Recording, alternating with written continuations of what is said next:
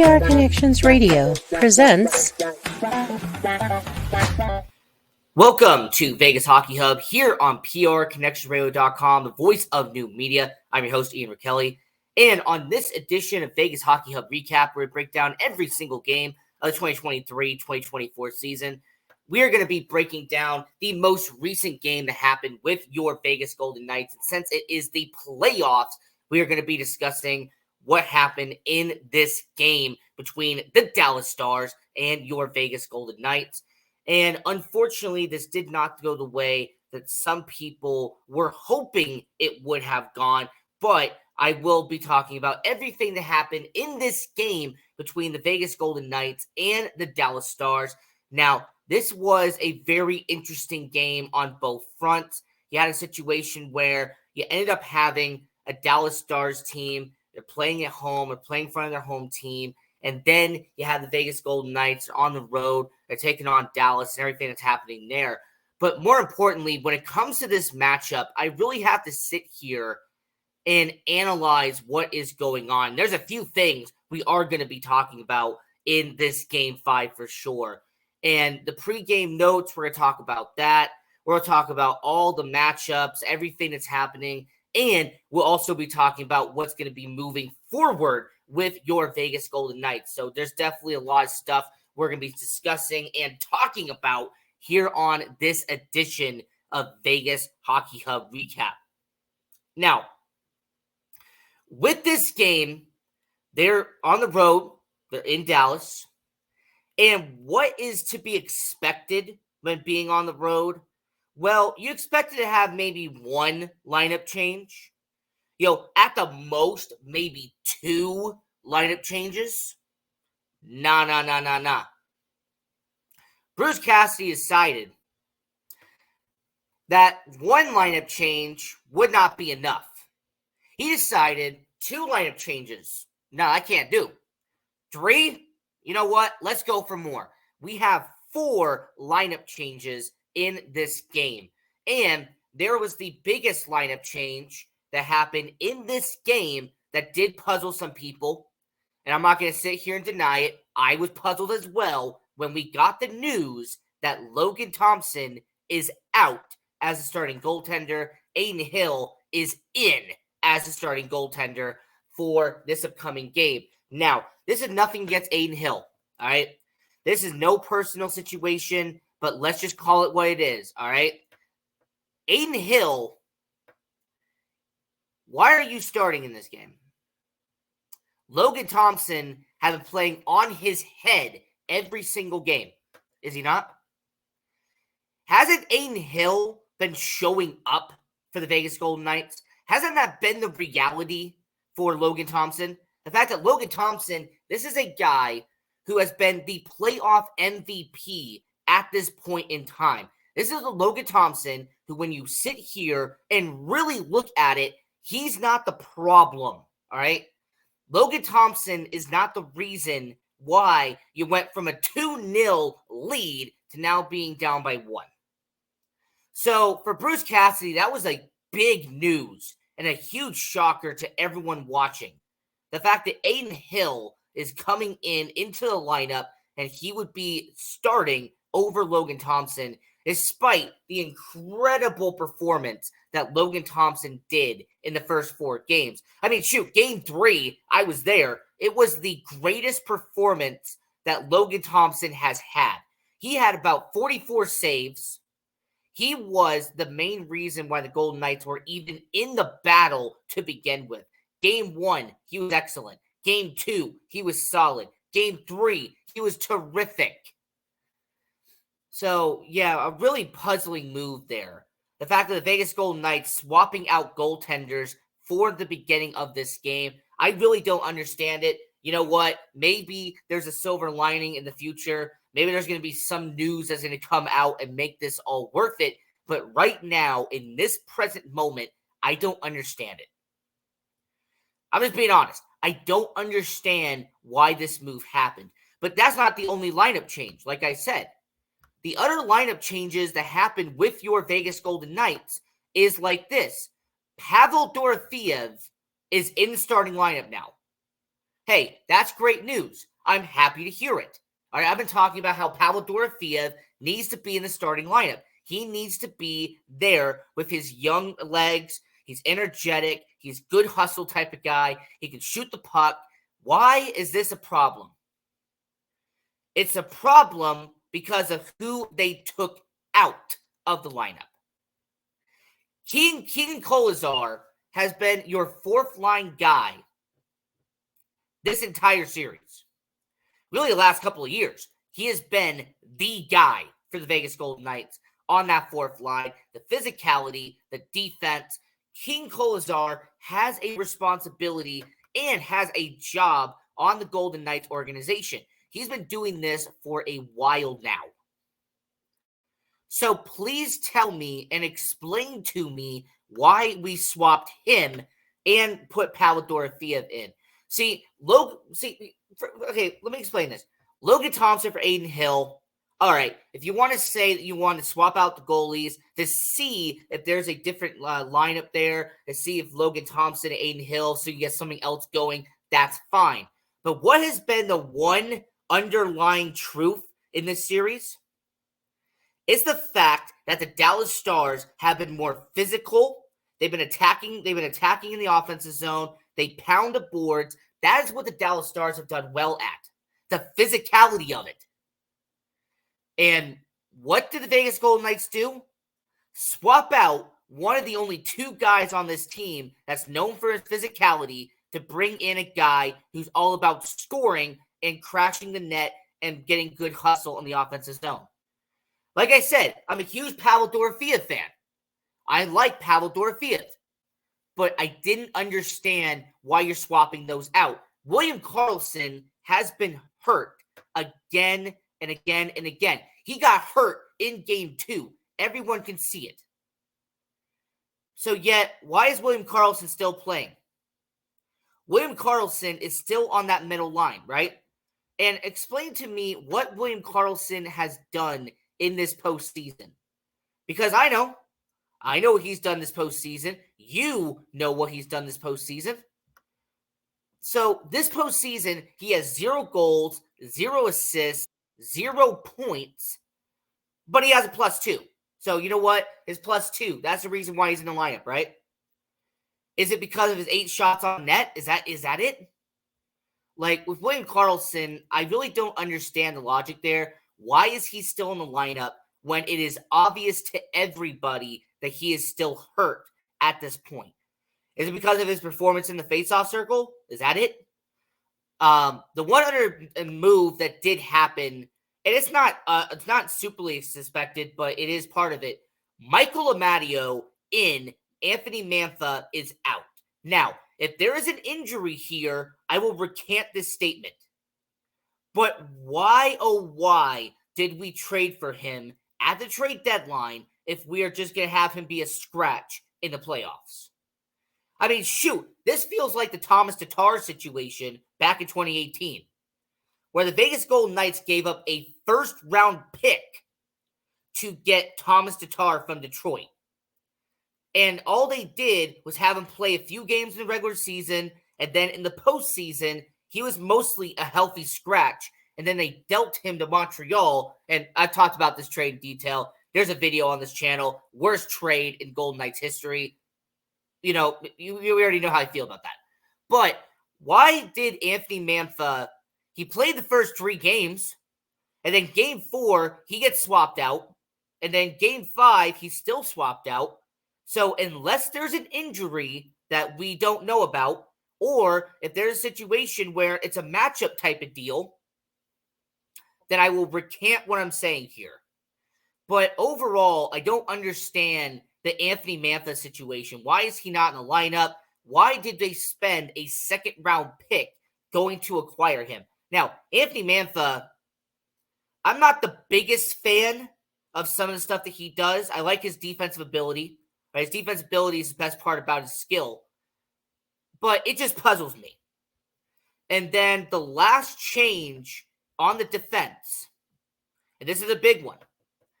Ben Hutton in, Zach Whitecloud out. And from an outsider's perspective, Zach Whitecloud, he's been with the Vegas Golden Knights for the last couple of years. He has been a everyday starter for the Golden Knights the last couple of years. So to have a seventh defenseman in Ben Hutton swapping out and being in the starting lineup in exchange for Zach Whitecloud, from an outsider's perspective, it's a bit puzzling. But if you actually understand what's going on and you actually know the reason why, it's because Zach Whitecloud has not stepped up in this postseason. He has been making mistakes in the neutral zone. There's been costly turnovers. There have been times where his defense has let up at times. So when you understand that, swapping out Ben Hutton, having him be in the starting lineup, that is a good move. What is a bad move is who they put alongside him on the defense. Now, some people are going to say that I am, exaggerating this, but I am not. Noah Hanifin has been one of the best defensemen the Golden Knights have had in this postseason. Him, alongside Brayden McNabb, have been your two best defensemen in this series. So why is he on the third defensive pairing alongside Ben Hutton? Someone explain this to me. Why is Noah Hanifin delegated down to the third line? Alec Martinez back on the first line with Alex Pietrangelo. Is it the chemistry from last year? If that's the only logic that I'm going to come up with, because it really doesn't make much sense why we are reuniting Martinez and Pietrangelo. I don't understand this except for the chemistry part. McNabb and Theodore on the same line, like always. Brayden McNabb, the shot-blocking king himself, the guy who does a lot of hits. He dishes him out, and he blocks shots in front of the net for the goaltender. And he's actually scored 2 goals in this postseason already. Shea Theodore. Please stop turning the puck. Please stop turning the puck over in the neutral zone. Please. Please just keep the puck on your stick and stop giving it to Dallas in the neutral zone. Now, getting into the actual game itself, all right? So, in the first period, this is where all the action would actually start right away with the Vegas Golden Knights and the Dallas Stars. As a few minutes into this game, Miro Heiskanen, with a holding penalty, he goes to the box. Your Vegas Golden Knights get on the power play for the first time in this game.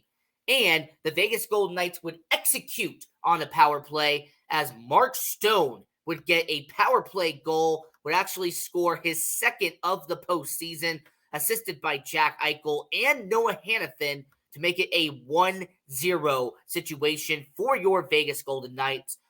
Really happy to see Mark Stone doing what he's doing. Such a valuable asset to the Golden Knights organization. Happy to see Mark Stone back in the starting lineup, scoring goals like we all know he can do. I really like the setup, by the way, by Jack Eichel. The execution that he did on this play and the awareness on this situation. I like what Jack Eichel has shown in this series. And the fact that this is a power play goal, that is a good special teams effort by your Vegas Golden Knights. But it wouldn't last forever, no. As not even 1 minute later, your Vegas Golden Knights, there would be a former Vegas Golden Knight who would step in and ruin the party for your Vegas Golden Knights.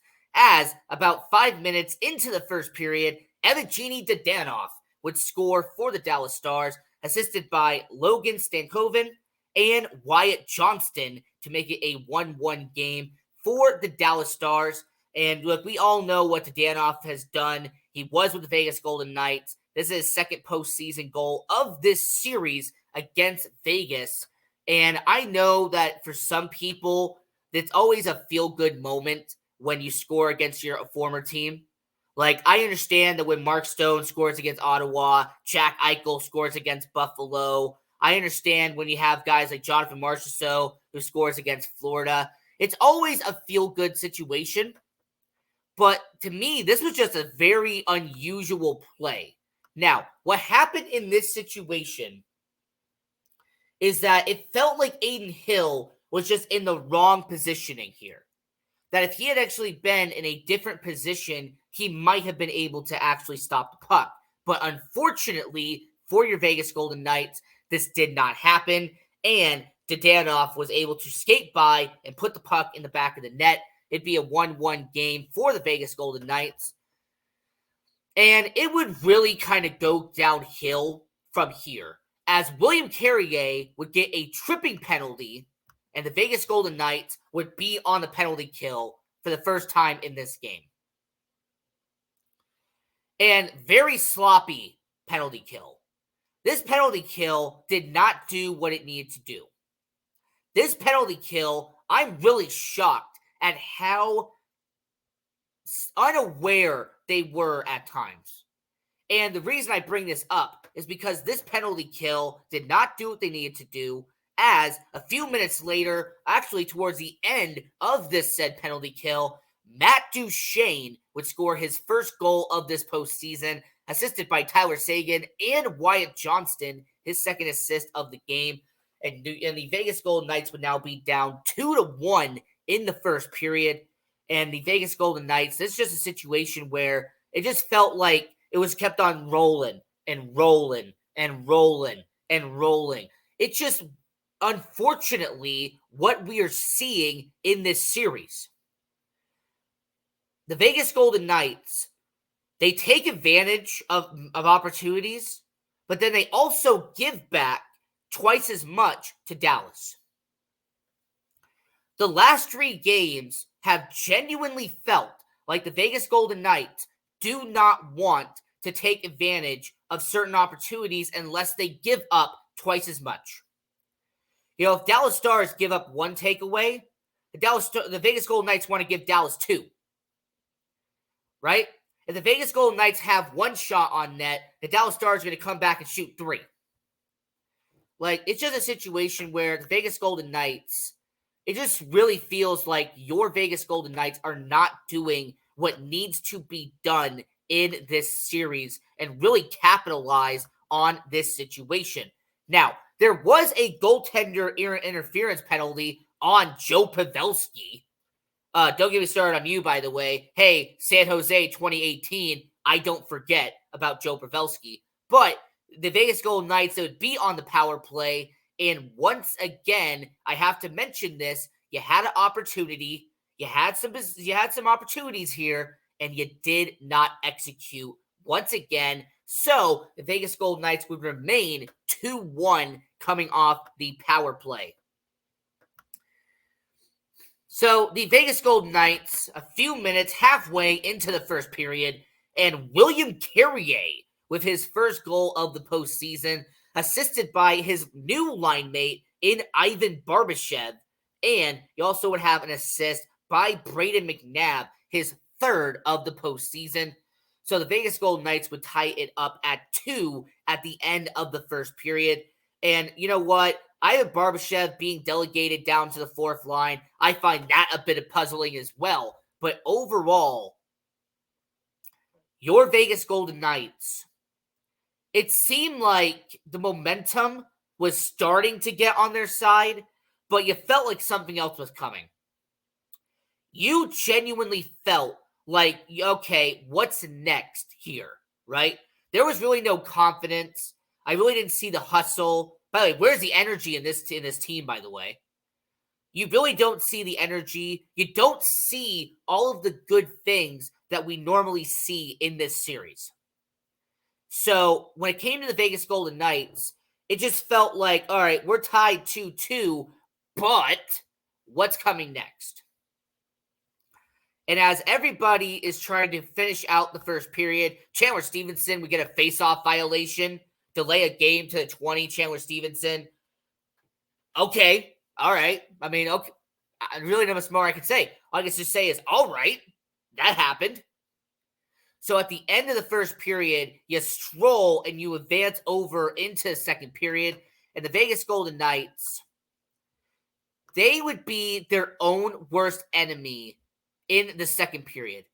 The energy was just dead.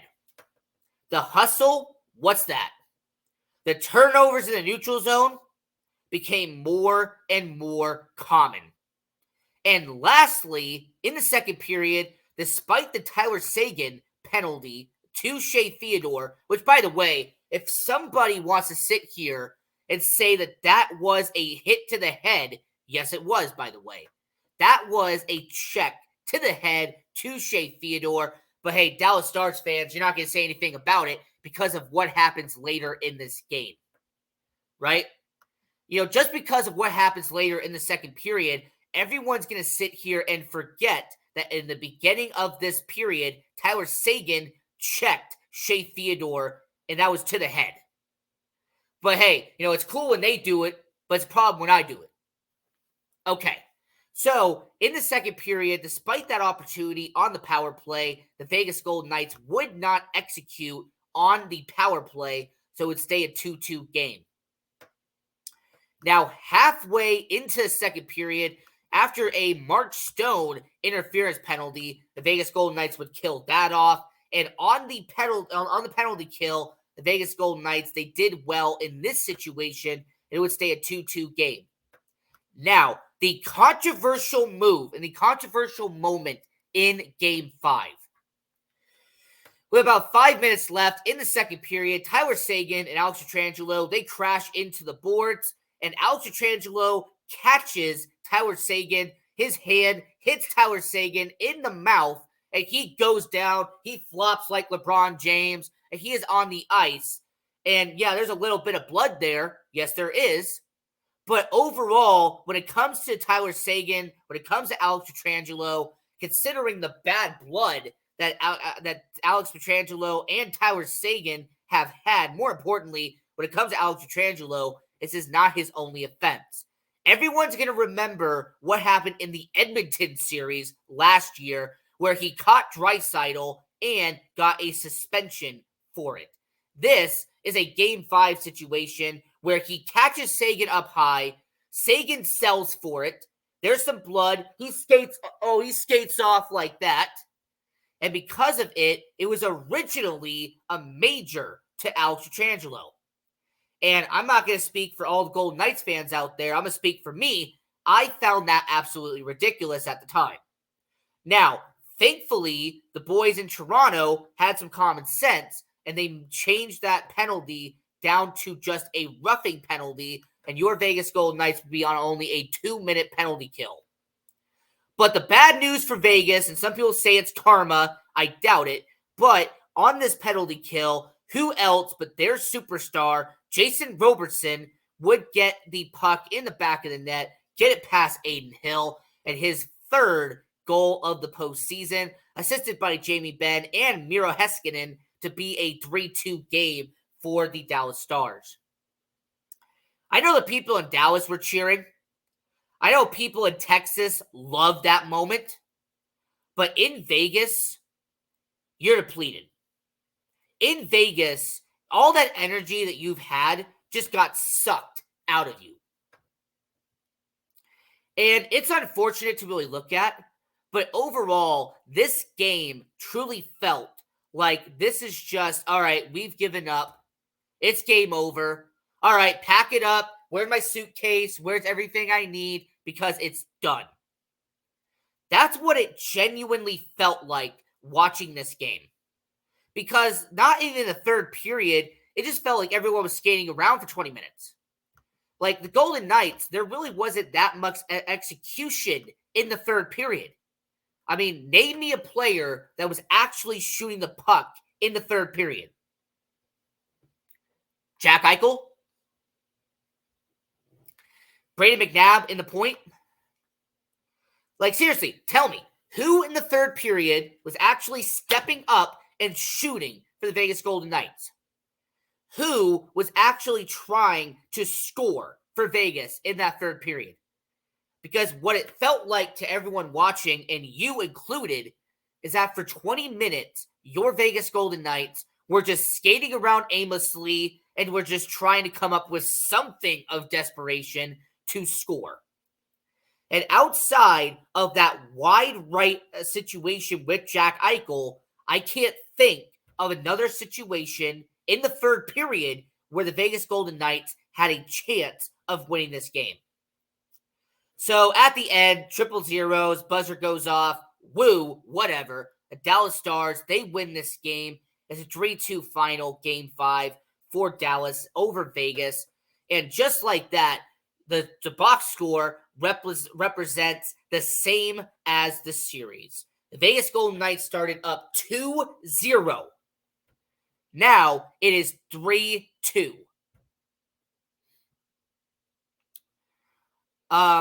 Since this is a PG show, and since there is some restrictions here, I'm trying to stay professional. I'm trying to keep my composure here. But to say that the Vegas Golden Knights look lost, and the Vegas Golden Knights look like they don't know how to overcome this, is alarming. Pete DeBoer has outcoached Bruce Cassidy the last 2 games. Bruce Cassidy does look like he is struggling a bit against Dallas these past 2 games. And when it comes to this series, Game 6, you're heading home to Vegas. Please do better. And this is me not trying to be cheerful or anything. No, please. Do better in Game 6. Stop turning over the puck in the neutral zone. Shea Theodore, I swear, please stop turning over the puck. Every time I see Shea Theodore have his puck on a stick into a neutral zone, I get a little bit of a panic. Because it feels like Shea Theodore is that type of guy who has no excuse to be doing what he's doing, but yet he is. So, when it comes to the Vegas Golden Knights, when it comes to this Game 5, please do better in Game 6. For everybody who's watching all around the world, please understand this. We need to do better in Game 6. This isn't we need to do better. No, we have to do better in Game 6. Because Game 6 is do or die for the Vegas Golden Knights. And since it's a do or die situation, you need to do what's best for business. So, getting into Game 6, this is going to be the most important game of the postseason. This is going to be the most important game of the Vegas Golden Knights 2023-2024 situation. I do want to give credit, by the way, to Santa Fe Sportsbooks out there in Vegas. That's where I was at to watch this game. And overall, I do want to say to everyone who was there, I did appreciate talking to people, watching the game, having my drinks and all that. I do appreciate that. Now, on Saturday, we're going to do the recap show for Game 6. And on that Saturday, it is either going to be a fantastic episode, I'm going to be smiling, I'm going to be happy, or you're going to see the most upset, the most disappointed, and the most agitated Ian Rakelli you probably have seen on this channel. There's no middle way about it. Because when it comes to Game 6, it is either going to be a great moment or it's going to be rock bottom. So, overall, it's going to be a very interesting Game 6. I'm looking forward to it as a fan, but it'll be curious to see what happens there. So, this is Vegas Hockey Hub. I'm your host, Ian Rakelli. And until next time, continue watching hockey, go support junior hockey, and go Knights, go!